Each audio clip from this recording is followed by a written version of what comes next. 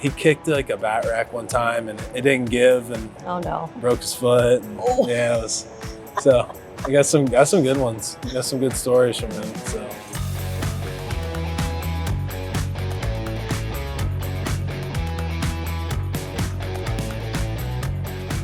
Well, Cal, it's been an interesting road trip. Last month there was a little bit of a tough stretch, and you said, "You know what? I think we're right where we're in a good spot. We've got pitching coming back." And that was a month ago. And a lot of people just kind of curious to know, where do you and where do the others kind of see when you go through a struggle like there has been some struggles of late? Do you see them as a struggle? Do you see it as second month of the season? What do you see what's been going on lately with this team?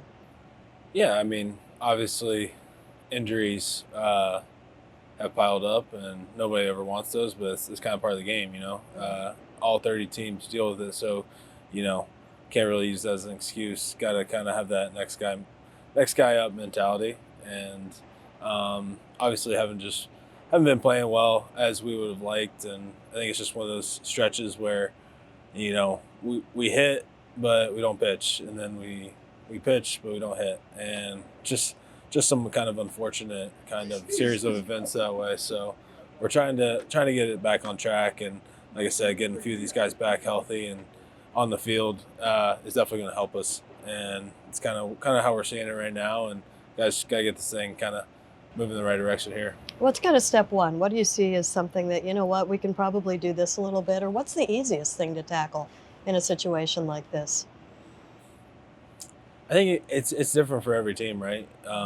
You know, some, like I said, you know, you see some teams who struggle, it's on the mound. You see some teams who struggle, it's at the plate, and right now, like I said, it's just a little inconsistent in that department. And like I said, you know, hit one day, don't hit another day, or vice versa with the pitching. So I think just putting together a full 9 innings with the guys, you know,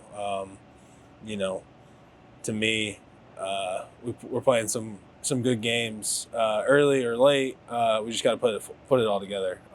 You know, put the full 9, and that's everybody included. It's position players, pitchers, everybody included. So getting the full 9 and putting the pressure on them for 9 innings, I think that's the biggest thing I see right now. And just you know, 2-3 hours, give it all you got, full 9, and then go from there. So. Sounds a little something like, and that was going to be my next topic for you this week. It's Father's Day. And I know that you have brought up so often, not just on this show, but always. I don't think a long interview goes by without, well, like my dad said. I know, right? Exactly. What impact has your dad had on you as a player? I mean, he's been everything for me.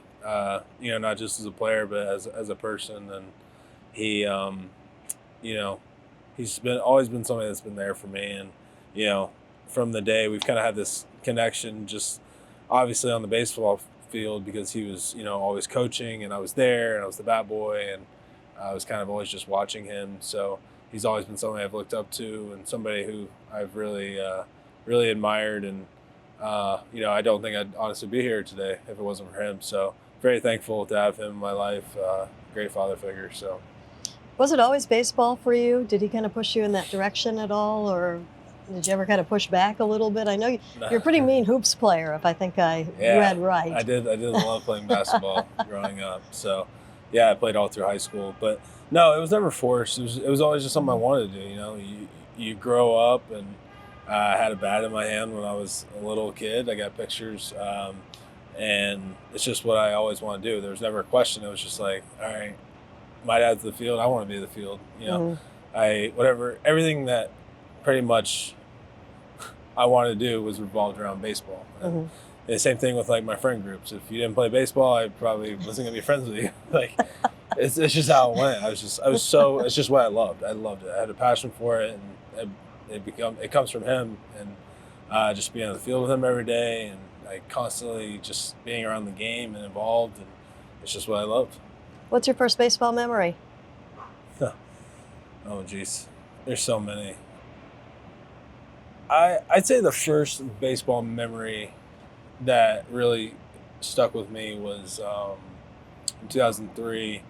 My dad's team, college team, made it to a regional, and obviously, I guess it's kind of close to the date just because, you see Omaha right now in college baseball. So they made it to a regional. They won their conference tournament. I remember being there, being part of it, them having a rally monkey in the dugout, like the whole shenanigans. And I still have the rally monkey to this day. It's in my locker. Yeah. So, and them just going on the run and being at the whole thing. And, when they lost, I was, mortified. I was so upset. That was invested. So, yeah, I'd say, and just those players, I remember those players being really, really close, and I got close to them as well. I still stay in touch with them this day. So, well, that's amazing. Yeah. What was kind of, so that's not a normal upbringing, growing up in a clubhouse, basically. Most guys do not get that opportunity. What was the best part of getting to go to the field and being around the guys every day, the guys who are a little bit older and accomplished? Yeah, I mean, you learn so much, right? You learn, you're hanging out with them. You're one of the guys. It's just funny, you pick up, it's little things like you pick up their lingo, their language, and you start trying to be like them. You start trying to act like them. You dress like them. You wear your pants like whatever, like you dye your hair like they dye their hair. So I remember that was like the fad in early 2000s. Guys were bleaching their hair, doing the tips, like tips. Justin Timberlake or whatever. So I wanted tips, and I wanted to wear my pants the way they wear their pants. I want to wear the neck, like everything that they had, I wanted to do. So that was just growing up in that environment, and it's just, I loved it. I loved every second of it. So, but yeah, growing up in clubhouse, it's completely different than a normal upbringing, but I loved it. I loved every second of it and being around it, and I think it's helped me. What was it like to look at your dad? And he was the coach of these college teams. What was kind of different about coach dad versus dad? It's just kind of funny because, you see dad at home, and, he's with me, my sister, and mom, and, he's just dad. And then when he goes there, he's coach, and he's, everybody's, 35, 40 guys, looking at him kind of as like the leader, and, as somebody who's, kind of in charge and running the team and doing all those things. So it's just kind of cool. You're like, oh, that's cool. It's my dad. Like, not everybody gets to go to work and see what their dad does, and kind of experience that whole thing, and in that kind of fashion with so much passion for what you love, with baseball. It's not just the 9 to 5. So it was a lot of fun. Did you ever see him blow up an ump or get into an ump at all? And what was that like? Just a few times. Okay. Yeah. Oh yeah. I got plenty of stories. So whether it was an umpire or whoever it may be. I remember there was one time he got thrown out of a game and threw a chair or something. No. Yeah, he was not happy, and I was just sitting over there, and I was all upset because I was like, oh, I don't know why he's so mad. You don't see your dad usually throwing chairs everywhere. So, but it was really funny. He kicked like a bat rack one time, and it didn't give, and oh no, broke his foot. And, yeah, it was. So I got some good ones. Got some good stories from him. So when he got older, were you able to give him a hard time about that? Yeah, I still give him a hard time sometimes. It's always fun. There was an alumni reunion a couple of years ago, a year or two ago, and they were rattling off stories, and I was just loving every second of it. And it brought back good memories. So that's fantastic. Did you ever get into any trouble as the little kid in the clubhouse? Yeah, I did. You start to get a little confident, and you're like, oh, okay, I'm hanging around here, and you maybe say something or do something that you shouldn't be, and like any kid, right? Right. Mischievous, and I got fired as the bat boy a few times for not paying attention mid-game. Okay. Yeah, so okay. Got fired, and had a suspension. Or I remember there was a trip I was supposed to go on, and they were playing Kentucky. Mm-hmm. And any big trip, my dad would let me go. He's like, all right, You can come. And I didn't have the grades, or I didn't turn in an assignment, or I did bad on test. I can't remember what it was. Mm-hmm. And I didn't get to go, and I was devastated. So yeah, I got in plenty of trouble, if I was ever walking around or not doing what I was supposed to do, he was not afraid to let me know about it. So All right, that's where some of the discipline with you comes in. maybe a little bit. Maybe a little bit. What are some of his sayings? What are the ones that you kind of hold on to? Oh, geez. There's so many. I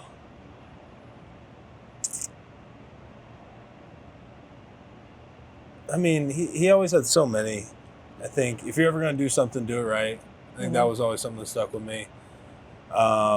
He always used the acronym WIN with his team and with me. He used it a lot with me growing up. What's important now? So that was kind of our saying throughout the household growing up. What's important now? And it applied to everything. It was homework. It was baseball. It was basketball. It was, whatever it was, helping my mom out around the house, whatever. So that was a big one that's stuck with me. And he's got a lot of good ones though. A lot of funny ones. Maybe I can't say on here. Well, yeah, careful. but some really good ones. So he's just very smart and very. He always knew the right thing to say. So. What's the most important thing he gave you? And I mean, what you do is not easy, and the dream that you chased is not easy. And what is the most important way that he supported you in that? I mean, the opportunity, really, the opportunity to be around him and just learn. And, he always put me and my siblings first, coming up, it was always about us. And then him and my mom, like everything was second. So they always put us first. And I think the biggest thing was when I was around 14 or 15, he had the opportunity to stay in the game, coaching and to keep doing with that, but he wanted to focus on his kids and he wanted to focus on me and coming up through high school, and he wanted me to be, have the chance to go on to play college baseball and maybe pro ball. And so he gave up a lot and sacrificed a lot for me and the rest of my family to do that.